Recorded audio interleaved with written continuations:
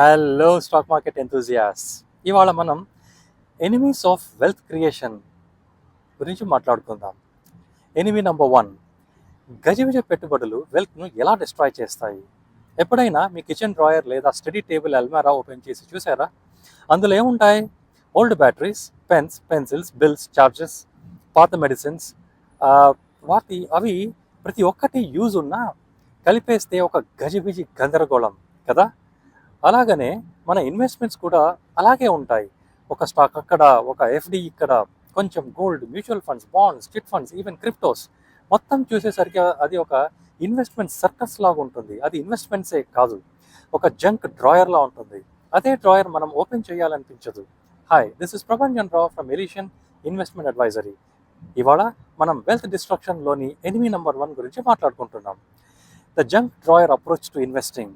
దానికి సొల్యూషన్ ఏంటి? చాలా సింపుల్. మీ పెట్టుబడులు ఎప్పుడు risk profile, tax planning, personal ఇన్ఫ్లేషన్కి మ్యాచ్ అయ్యేలా ఉండాలి.